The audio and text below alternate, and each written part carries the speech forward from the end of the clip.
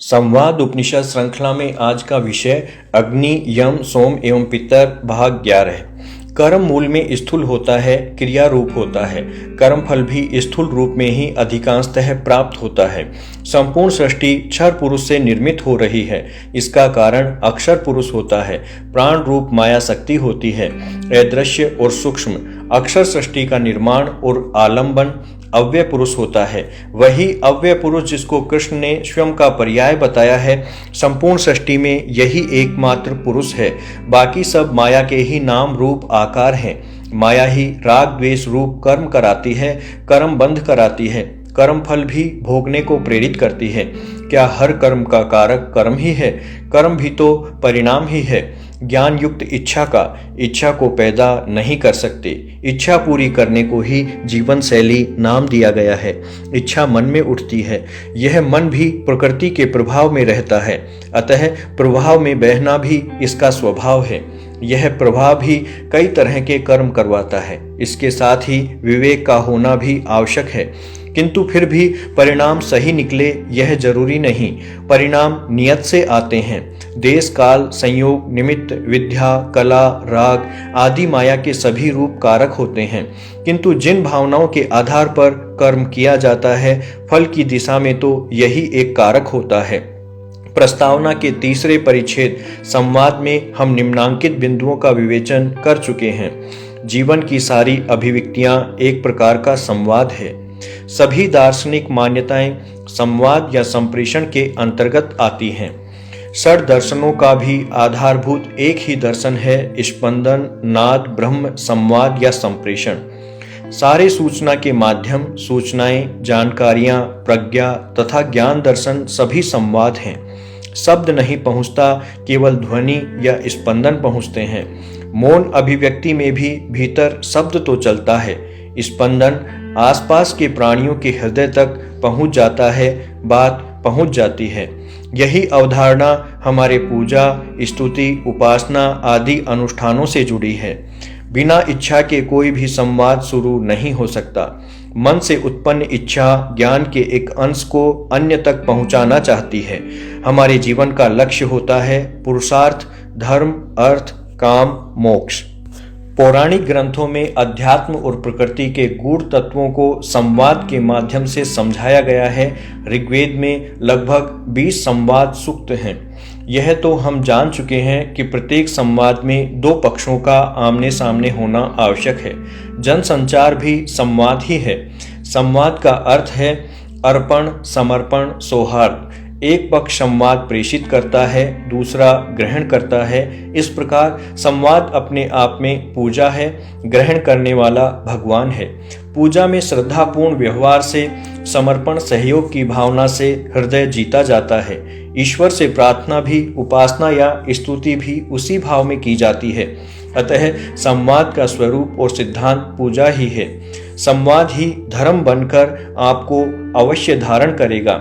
इस प्रकार वह धर्म है, भक्ति है, पूजा है।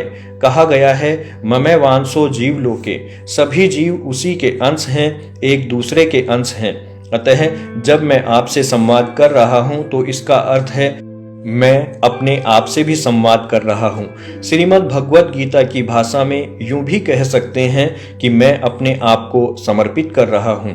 बिना किसी फल की इच्छा के, यानी मुझे कृष्ण बनकर बोलना है, सुनने वाले को अर्जुन बनकर सुनना है। मैं तभी बोल पाऊंगा जब मैं उसकी मानसिकता को पहले भली प्रकार समझ लूंगा। उसके बाद मैं यदि संवाद करूंगा तो वह भी मेरे भावों को सहज ही समझ लेगा।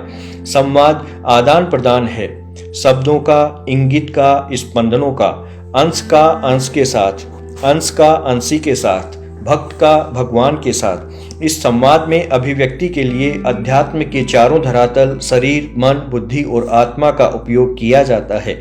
इन्हीं को व्यवहार दृष्टि से नवधा भक्ति कहा जाता है। मूल में अंश और अंशी ही रहते हैं, देश काल और कर्मफल भी रहते हैं। सृष्टि का उद्भव आकाश है, नाद का एक रूप स्पंदन है। स्पंदन का प्रसार संकोच भाव ही अग्नि सोम रूप सृष्टि का विस्तार भाव है। अव्यय पुरुष से शुरू होकर क्षर पुरुष तक हमारी संपूर्ण सृष्टि के भीतर ये स्पंदन ही कार्यरत रहते हैं। इन्हीं से महाभूतों की चिनाई होती है, स्थूल विश्व का निर्माण होता है, संहार होता जाता है। इन्हीं स्पंदनों के माध्यम से अंशी अव्यय भाव से स्थूल तक यात्रा करता है। तद सृष्ट्वा तदेवानुप्राविशत कहा जाता है। प्रत्येक का आत्मा इन्हीं स्पंदनों का व्यापार होने के लिए एक रूपता लिए होता है, अतः इनके मध्य संवाद भक्ति रूप बन जाता है। षट दर्शनों का आधारभूत एक ही दर्शन है, स्पंदन, नाद, ब्रह्म, संवाद या संप्रेषण। भारतीय आश्रम व्यवस्था, विवाह संस्कार, पितृ अवधारणा और पुरुषार्थ सभी कुछ संप्रेषण पर ही आधारित है। सारे सूचना के माध्यम जो समाज को सूचनाएं, जानकारियां, प्रज्ञा तथा ज्ञान दर्शन जो भी परोस रहे हैं वह सभी संवाद है। क्या इनमें शब्द पहुंचता है? जी नहीं, केवल ध्वनि या स्पंदन पहुंचते हैं। शब्द स्थूल पदार्थ हैं, सूक्ष्म तक नहीं पहुंच सकता। वैखरी की सीमा बहुत छोटी है, स्पंदन की पहुंच असीम है। मौन की सीमा नहीं है, मौन की अभिव्यक्ति में भी भीतर शब्द तो चलता है। यह स्पंदन आसपास के प्राणियों के हृदय तक पहुंच जाता है, भीतर के भाव को पकड़ लेता है, बात पहुंच जाती है। यही अवधारणा हमारे पूजा, स्तुति, उपासना आदि अनुष्ठानों से जुड़ी है। हम सूर्य को अर्घ्य चढ़ाते हैं, मंत्र बोलते हैं, जल चढ़ाते हैं और मान लेते हैं कि हमारी वैखरी वाणी के स्पंदन सूर्य किरणों में उपलब्ध जल मरीचि के साथ जुड़कर सूर्य तक पहुंच जाएगा। हमारे यज्ञ में प्रयुक्त मंत्रों के स्पंदन अग्नि हव्य वाहन द्वारा इच्छित देवता तक पहुंच जाते हैं। परिणाम तो यजमान की भावनाओं की गहनता पर ही निर्भर करेगा। स्तुति और मंत्रों में ध्वनि, छंद आदि का महत्व अधिक है। मंत्रों में शब्द तो पकड़ में भी नहीं आते, जबकि इन्हीं में माया के आवरण हटाने के उपाय छिपे हुए हैं। यह सारी गतिविधियां संवाद मात्र ही है, भले ही एक पक्षीय क्यों न हो। शायद ऋषियों ने जिस अग्नि सोमात्मकम जगत के सूत्र का प्रतिपादन किया, उसने ही अग्नि और जल को जीवन का सेतु रूप भी दिया। अग्नि और जल स्वयं स्थूल भी हैं और सूक्ष्म भी, एक दूसरे में रूपांतरित भी हो सकते हैं। अतः वेद ने अग्नि के जरिए यज्ञ व्यवस्था से हमारी स्तुतियों को देवों अक्षर प्राणों से जोड़ दिया। नित्य प्रार्थना, आरती, पूजा क्रम में दीपक अग्नि का ही प्रतिनिधित्व करता है। वाक् स्वयं भी अग्नि है जो संप्रेषण का मुख्य माध्यम है। वेद इन मंत्रों का समूह ही तो है। ऋक्, यजु, साम तो स्वयं अग्निवेद ही कहलाते हैं। इन मंत्रों के स्पंदन वायुमंडल के जल से मिलकर नया निर्माण करते हैं। सूर्य रश्मियों का जल मरीचि भी अग्नि से संपर्क करता है। अग्नि की तरह जल भी संवाद का वाहक है।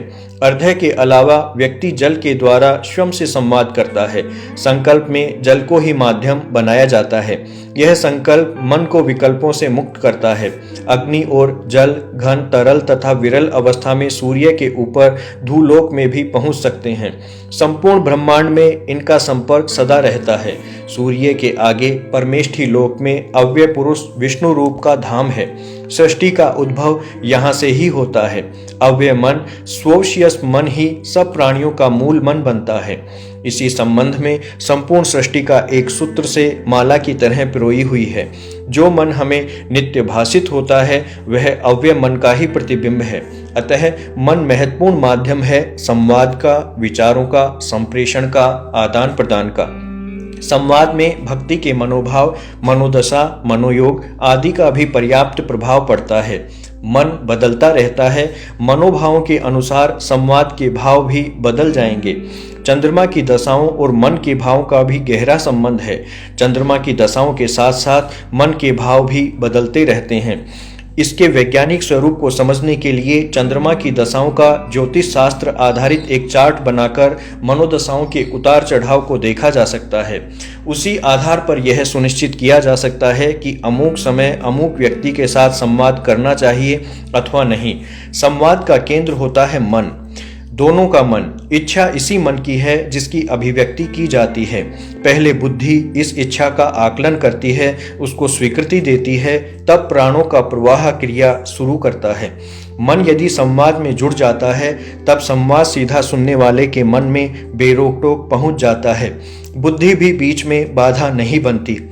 शरीर निश्चेष्ट होकर बस सुनता रहेगा, यही पूर्ण मनोयोग है। इसके बिना दोनों के मन में स्मृतियों और कल्पनाओं के विकल्प चलते रहेंगे, संवाद पूरा नहीं होगा। पूर्ण मनोयोग से बोलने वाले को पता रहता है कि कौन कौन उसे मन से सुन रहे हैं। दोनों के स्पंदन एकाकार रहते हैं। आप अपने मन, बुद्धि, शरीर का उपयोग कर रहे हैं संवाद में। संवाद सुनने वाला भी अपने मन, बुद्धि, शरीर का उपयोग कर रहा है। यहाँ प्रश्न उठता है कि संवाद कौन कर रहा है और किससे? माँ बाप का निर्मित नाशवान शरीर तो संवाद का माध्यम मात्र है। शाश्वत जीव तो शरीर में रहता है, वही संवाद करता है, वही संवाद सुनता है। दोनों जीव रूप हैं। इसी के लिए कृष्ण ने कहा था कि ममै वांसो जीव लोके। साधना के उच्च धरातल पर बैठा व्यक्ति, साधक, तपस्वी, मनीषी जानता है कि दोनों एक ही हैं, अभेद हैं। सुनने वाला भी कृष्ण और बोलने वाला भी कृष्ण। तभी तो वेद वाक्य सत्य ही है, अहम ब्रह्मास्मि।